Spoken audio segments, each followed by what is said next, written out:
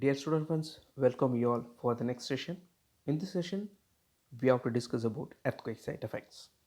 Earthquake site effects, it plays a very important role in characterizing seismic ground motion because they may strongly amplify or de-amplify seismic motions at the last moment just before reaching the surface of the ground or basement of man-made structure. In the earthquake site effects, there are two important parameters such as impedance and absorption that govern the ground motion behavior.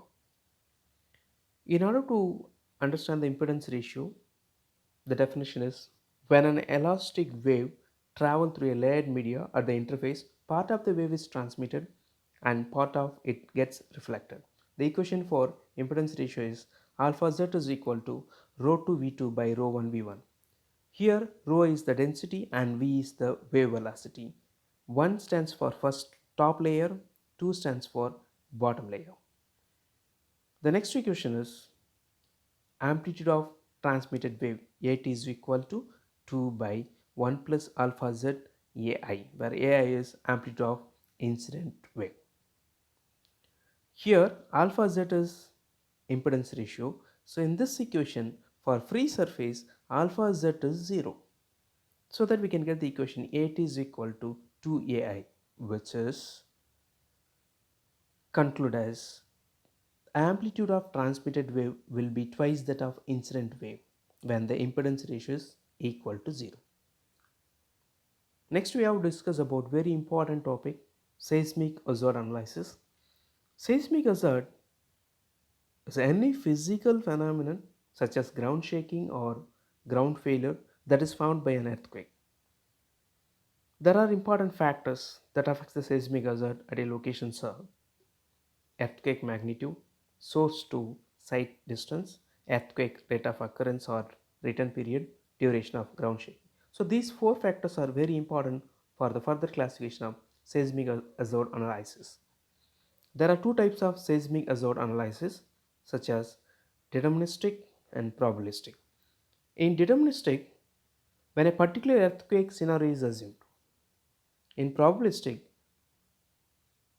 uncertainties in earthquake size, location and time of occurrence are considered.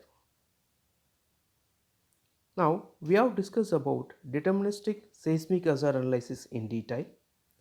There are 4 steps involved in this, which is given in the figure. First step is identification of seismic sources and characterizing of all sources. From that we can get the values of m. So here we are considered 3 sources, source 1, 2, 3, and for that corresponding magnitude values are m1, m2, m3. Step 2 is selection of source to site distance parameter, which is denoted by r1, r2, r3. So here we have to take a shortest distance from the source. From the step 1 and 2, we can obtain m value as well as r value. By using those values, we can plot a graph. From that, in step 3, we can get the controlling of earthquakes values. So from this graph, we can get the ground motion parameter, which is y, that is shown in step 4.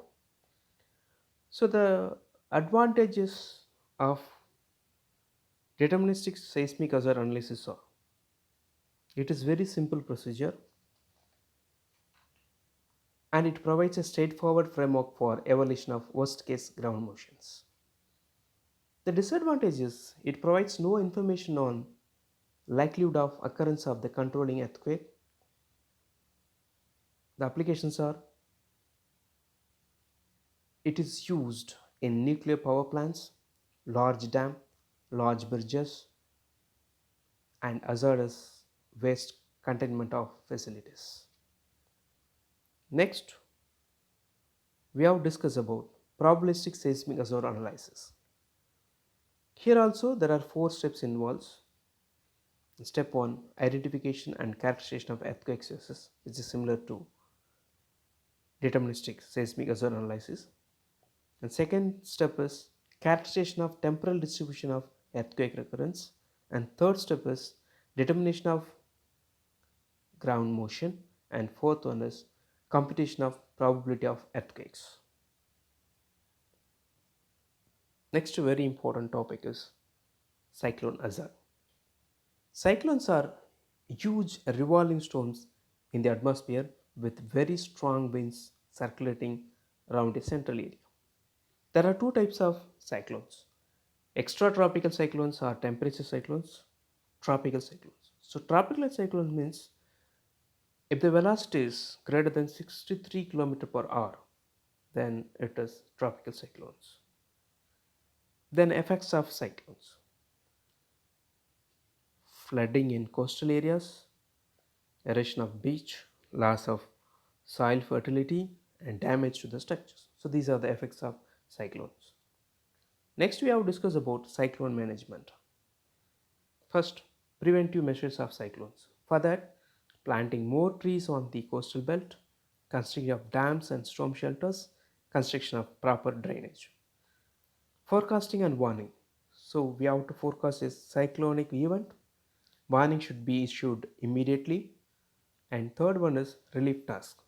So, relief measures such as economic help and support to the individuals or community of peoples. And awareness should be spread to the peoples.